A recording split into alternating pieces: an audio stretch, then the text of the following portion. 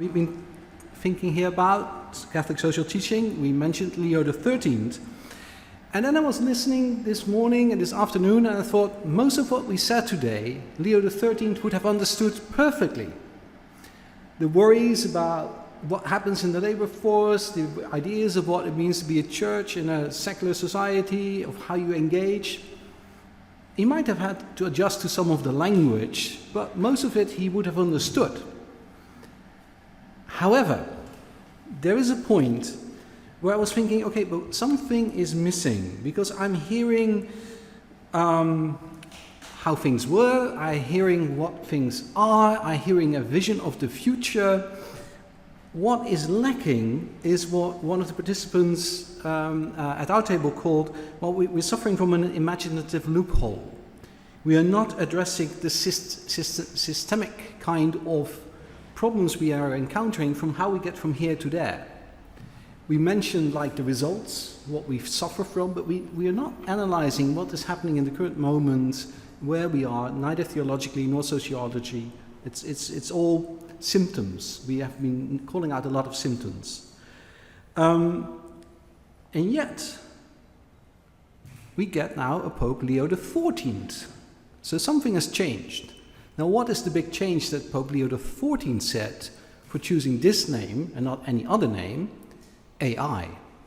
Now, none of you have mentioned this big revolution that we're in the middle of, which we're all trying to get our head around how it works.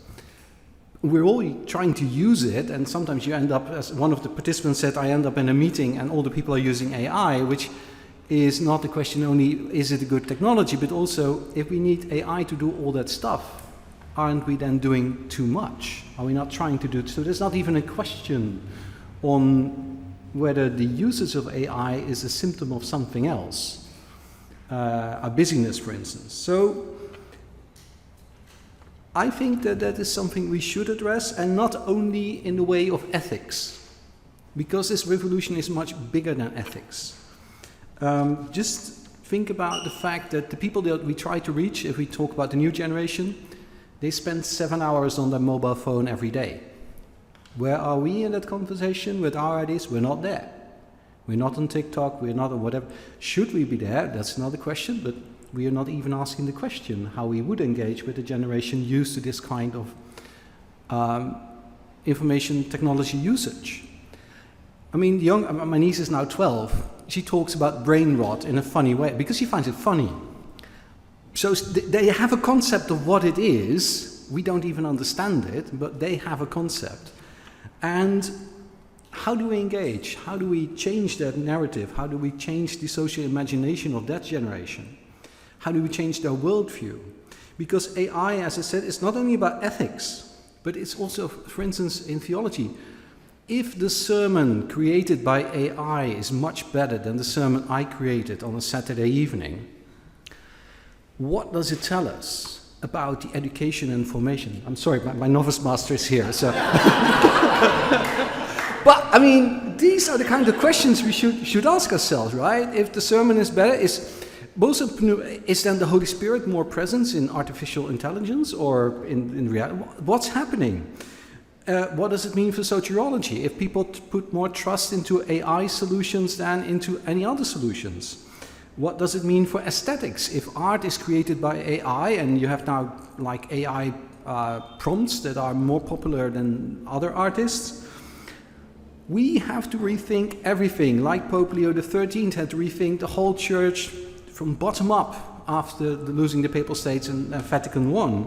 We have to do the same thing. And if Leo XIV is really, it's a name, but it's also a program, like any name is a program.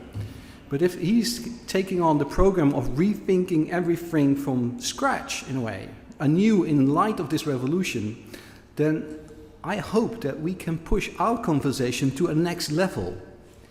Because at the moment, we are still, although he said, well, this encyclical came out 4 years ago, 5 years ago, some things have changed, but this AI thing is the big thing that we're missing. It's so big we can't even see it. Our imagination is just, but it is there. So for the conversation, I would like to invite you to think about the implications, not only ethically. There's a lot of institutes already working on the ethics of AI. The Holy See is coming out with something. But the other stuff, also theologically, philosophically, sociology, everything. So if we speak the truth in the theological moment of now and read the signs of the times, and this is the biggest sign that I could point out. And it stood out because it was missing. Thank you.